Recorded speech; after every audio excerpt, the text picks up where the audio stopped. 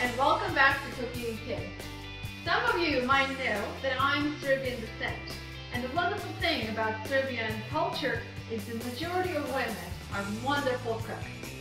Today, we're going to share one of the very quick and healthy recipes with you. I have a privilege to introduce to you my very dear friend Vlada Vladic. She is an exceptional cook, and she's going to show us how to make a special dough for soup, right, Vlada? Right?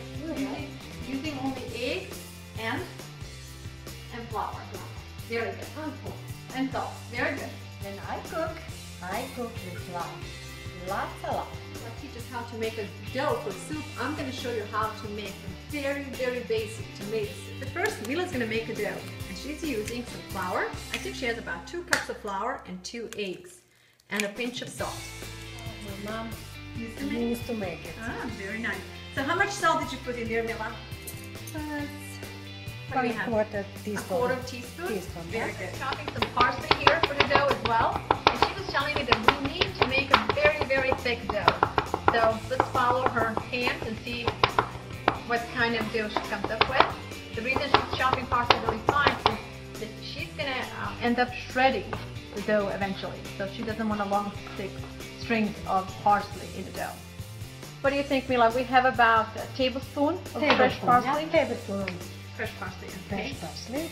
And you were saying we need a really thick dough, right? Yep, we need very, very thick dough, okay, very good.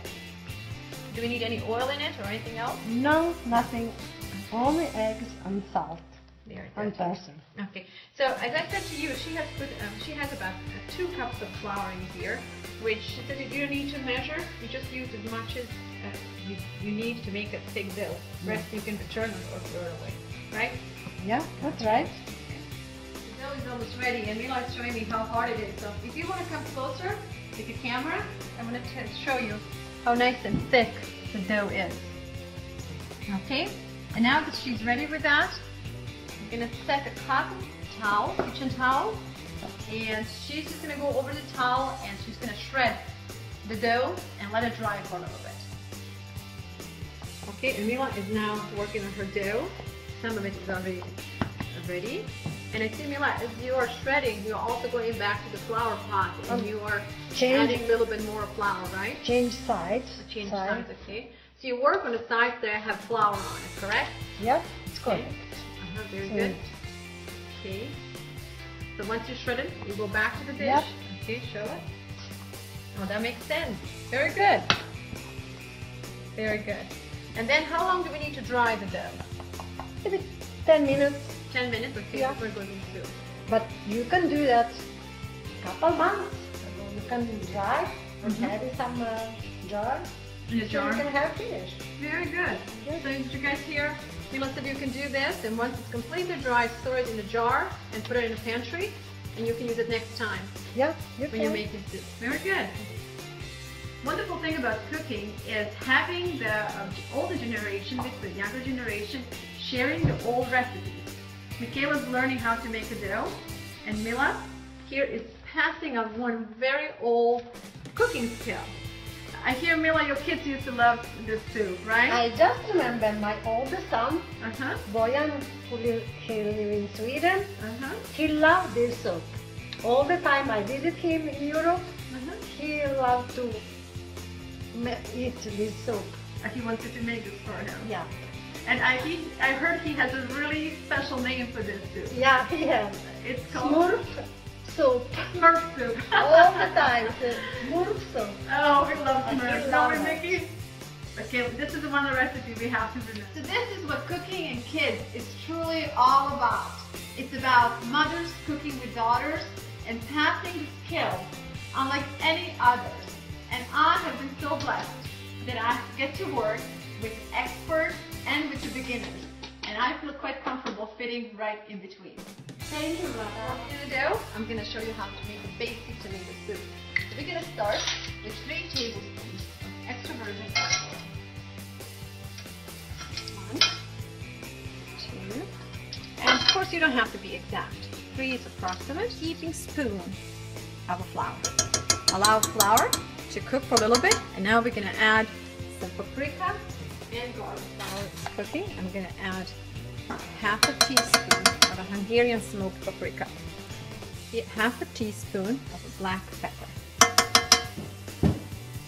But the dish would not be good if we didn't add a little garlic. So I'm adding a quarter teaspoon of garlic into this, and later on I'm going to add a little more of the fresh garlic.